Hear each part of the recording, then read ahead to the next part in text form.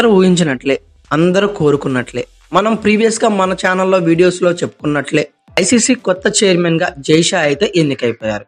ఈ పదవికి జైషా ఏకగ్రీవంగా ఎన్నికైనట్లు ఇంటర్నేషనల్ క్రికెట్ కౌన్సిల్ మంగళవారం రాత్రి ఆగస్టు 27న అధికారికంగా అయితే ప్రకటించింది.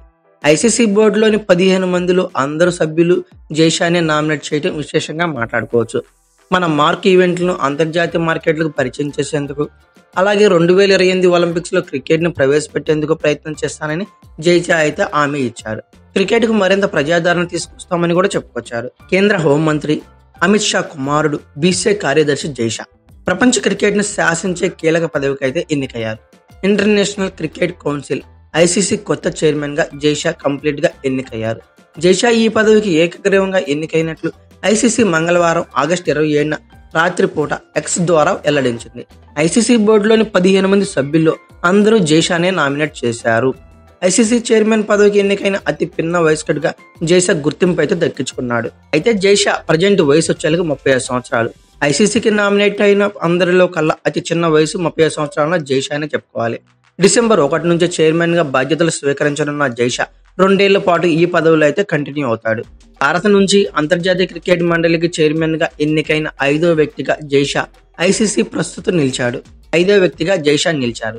ఐసీసీ ప్రస్తుత చైర్మన్ గా గ్రెగ్ బార్క్లే నుంచి జైషా బాధ్యతలు అయితే తీసుకోనున్నాడు.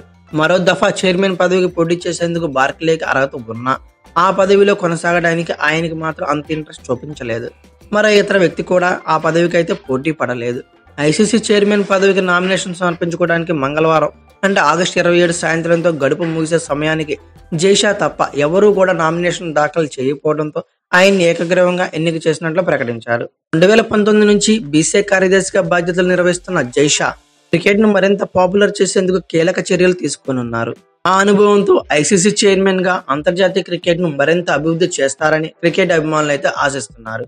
లాస్ ఏంజల్స్ లో జరగనున్న 2028 ఒలింపిక్ గేమ్స్ లో క్రికెట్ ను చేర్చేందుకు ప్రయత్నాలు అయితే జరుగుతున్న వేళ జైషా పాత్ర చాలా కీలకంగా క్రూషియల్ గా మారుతుంది అనడంలో సందేహం లేదు. ఐసీసీ చైర్మన్ గా జైషా ఎన్నికయ్యాక కొన్ని ఆసక్తికర మాటలు అయితే చెప్పుకొచ్చాడు. ఇంటర్నేషనల్ క్రికెట్ కౌన్సిల్ చైర్మన్ గా నామినేట్ కావడాన్ని నేను గౌరవంగా భావిస్తున్నాను. క్రికెట్ ను మరింత గ్లోబలైజ్ చేసేందుకు నేను, నా ఐసీసీ సభ్యులు, మా సభ్య దేశాలతో కలిసి పనిచేస్తాను. క్రికెట్ లోని అన్ని ఫార్మాట్లను ఈక్వాలిటీ చేయటమే, అలాగే అత్యాధునిక సాంకేతికతను యూజ్ చేసి క్రికెట్ లో మరింతగా ఉపయోగించడం, మన మార్క్ ఈవెంట్లను ప్రపంచ మార్కెట్లకు పరిచయం చేయటం లాంటి కీలక బాధ్యతలు మాపై ఉన్నాయి. క్రికెట్ ను మునిపెన్నడూ లేనంతగా ప్రజాదరణ తీసుకురావడం లక్ష్యంగా పనిచేస్తాం అంటూ జైషా ఓ ప్రకటనలో చెప్పుకొచ్చారు. అయితే ఐసీసీ చైర్మన్ గా జైషా బాధ్యతలు చేపట్టడంతో బీసీసీఐ కార్యదర్శి పోస్టును ఎవరు దక్కించుకుంటారనేది ఆసక్తికరంగా మారింది.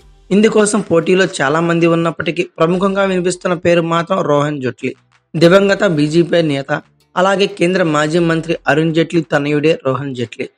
అయితే మరోవైపు ఐసీసీ చైర్మన్ పదవికి జైషా ఎన్నిక కావడంతో ఆయన గురించి ఎక్కువ మంది సెర్చ్ చేస్తున్నారు. దీంతో జైషా పేరు గూగుల్ ట్రెండ్స్ లో నిలిచింది.